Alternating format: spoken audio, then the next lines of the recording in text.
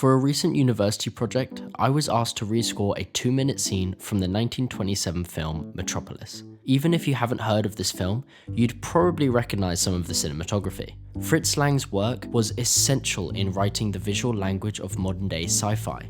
It was also a politically poignant film, being made in Weimar Germany, which was at the brink of economic collapse.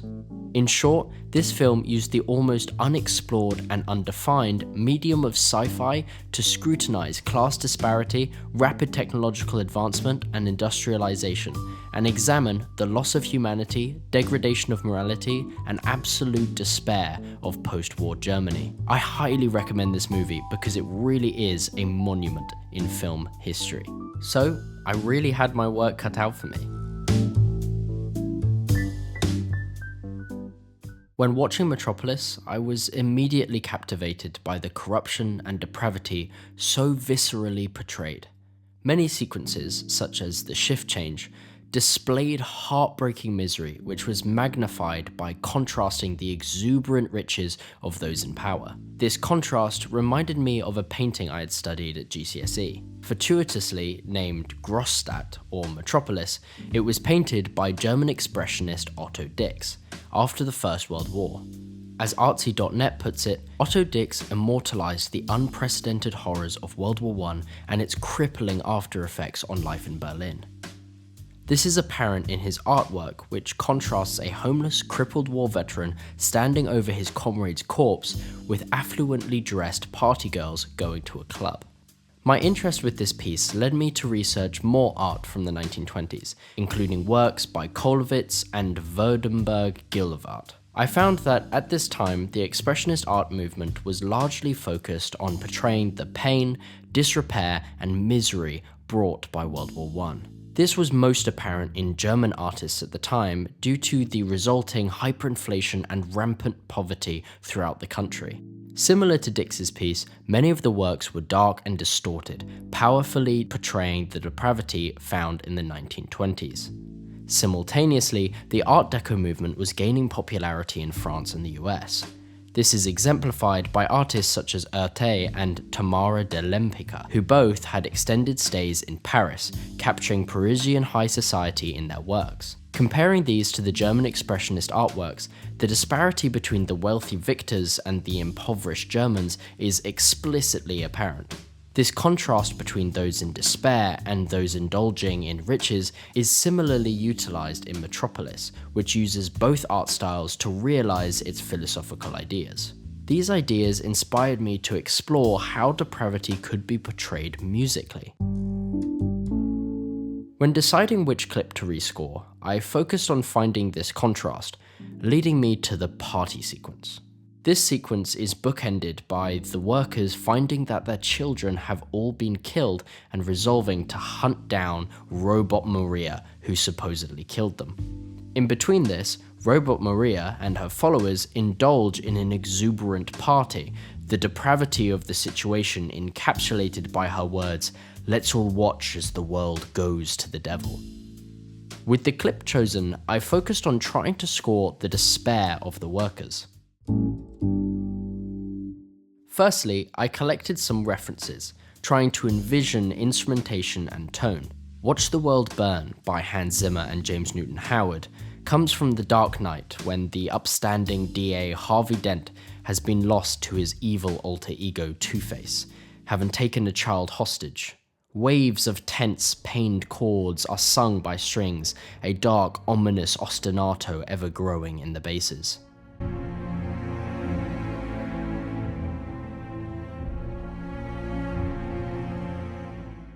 A similarly tragic song is Psalm 104, put to music by William Lovelady. This track was commissioned by Prince Philip for his 75th birthday, and rearranged for his funeral in 2021. The solemn organ, matched with the perfectly anguished vocals, reflects the mourning for the prince.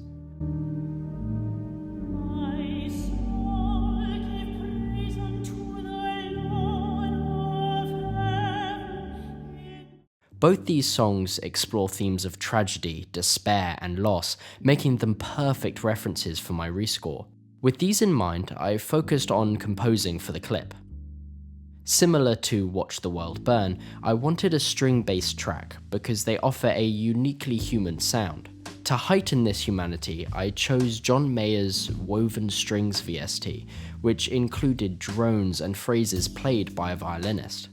I also improvised the first section, starting in C-sharp minor and becoming increasingly dissonant with composite chordal clusters and emerging lines. I supported these with cellos, violins, and contrabasses from Spitfire's BBC Symphony Orchestra VST. However, I wanted to reduce this humanity to reflect the damaged identity of the workers. To do this, I played the strings outside their natural range with several different voices, utilizing the capabilities of the VST past that of real instruments. I partnered bit crusher distortion with the increasing dissonance, representing the degradation of the workers' humanity as they discover of their children's death and the looming presence of Robot Maria.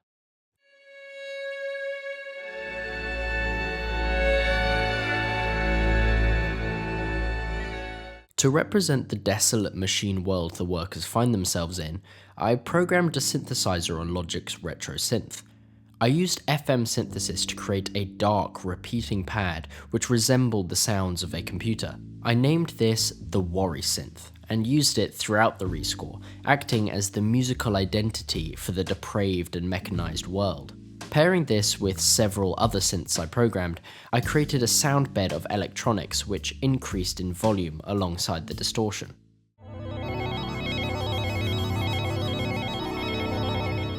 For the second Despair section, I maintained similar orchestration, using the strings and Worry Synth as before. However, I also added trumpets, trombones, bass trombones, and horns from Spitfire's BBC Symphony Orchestra VST, and distorted them heavily with Logic's Bit Crusher, alongside the woven strings. This represented the growing fury and bloodlust of the workers as they leave to hunt Maria. I wrote the chord progression F sharp minor, F sharp sus2, A flat 7, and B minor 6 to resemble the despair of the workers, the semitonal chord changes creating a melancholic sound, and the final B minor 6 ringing a murderous cry for blood. Finally, I mixed the sections, focusing on adding EQ to ensure each instrument operated in their own frequency range.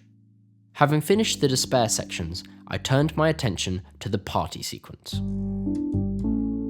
I was inspired by the recent Elvis biopic, which utilized intertextuality to convey the same meaning from the past to a modern audience. It does this in a montage which presents Elvis's interest and likening of the culture of Beale Street and the African American music popular in the area. Instead of simply playing a culturally quintessential song from that era, in this case Big Mama Thornton's Hound Dog, it plays a modern track by Doja Cat which samples Thornton's vocals.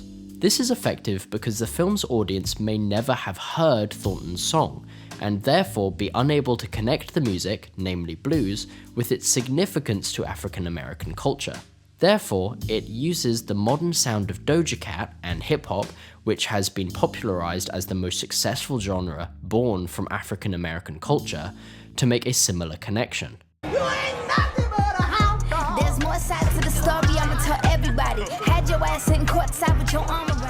Because of this, and my desire to avoid creating a poor reproduction of Metropolis' score, I wanted to attempt a similar technique. Thus, I began collecting modern references. My first reference is Sudno, an alternative post-punk track by Belarusian band Molchat Doma. It was inspired by the poems of suicidal Russian poet Boris Reicher, whose work often explored the despair in post-Soviet Russia. The lyrics are explicit in its messaging, saying, "Living is hard and uncomfortable, but it is comfortable to die."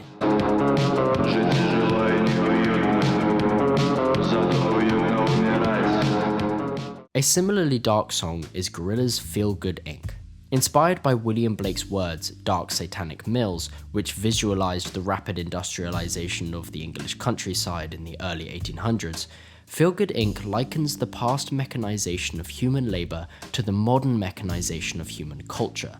The song critiques the assembly line production of music found in major record labels. The music video portrays this as a depraved distortion of art, depicting a dystopian wasteland populated by factories. It goes further, showing a heap of people disconcertingly ambiguous as to whether they're dead or simply in a drug-induced stupor. Their apparent joylessness is reiterated in the lyrics, "A melancholy town where we never smile."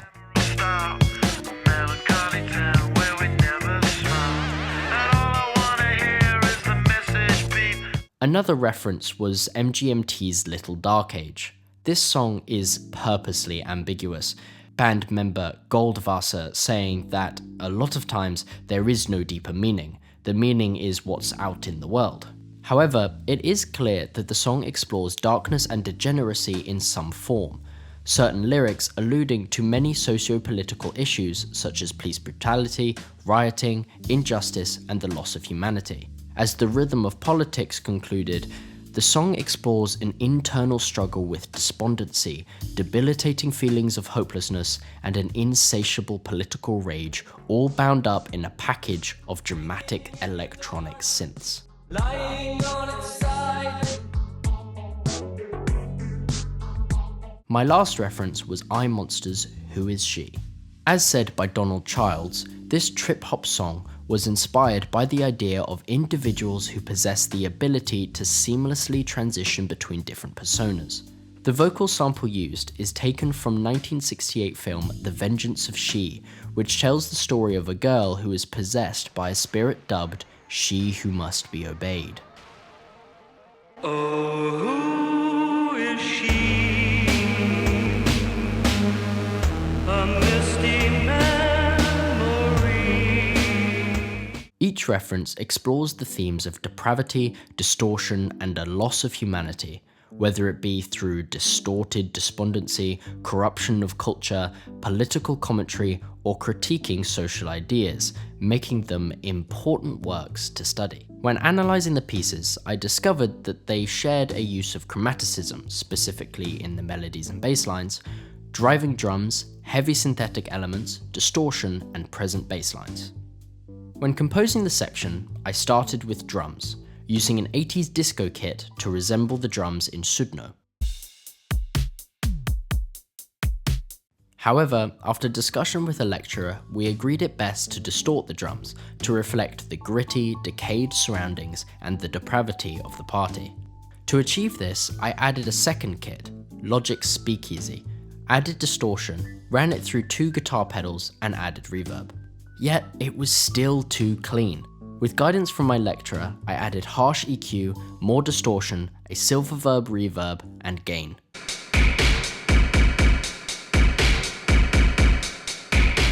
I then focused on the bass line. I wrote a lively line which incorporated chromaticism and varied it with octave leaps.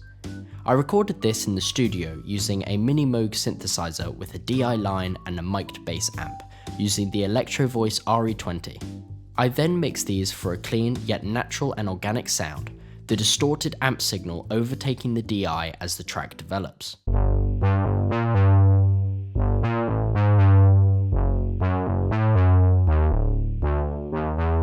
To create the lead parts for the track, I wrote a chromatic melody with repeated notes, inspired by Sudno's guitar melody. I played this on an instrument I created on RetroSynth, supported by a distorted Logic synthesizer. The lead and bass created an underlying augmented second in the harmonic progression, which lent to the sense of depravity. To pull the track together, I added extra elements including Spitfire Labs' Gaelic voices, bell-like synths made on RetroSynth, and a heavily distorted music box VST, which was inspired by the use of children's voices in the It soundtrack by Benjamin Wilfish. I distorted the music box with harsh EQ, distortion, and using a matched EQ to give the VST the organic sound of a guitar amplifier. For the final mix, I added compression to the drums, bass, and stereo out, and applied a tube EQ with high, low attenuation and low boost to increase the bass's low end. In conclusion, through my work rescoring Metropolis, I have learnt and explored many creative techniques, such as temporal intertextuality, processing techniques such as matched EQ, heavy EQing and distortion, and recording techniques such as using DI and amp miking. I think my use of modern sounds and instruments creates an interesting and unique effect, and the contrast I created between the sections was effective. However, I would like to improve my organization and planning. The many iterations and revisions forced me to create 2 Logic sessions for the sections. You can see the full rescore here or in the link in the pinned comment. Well, I hope you enjoyed the video. Remember to like and subscribe, and I'll see you in the next one.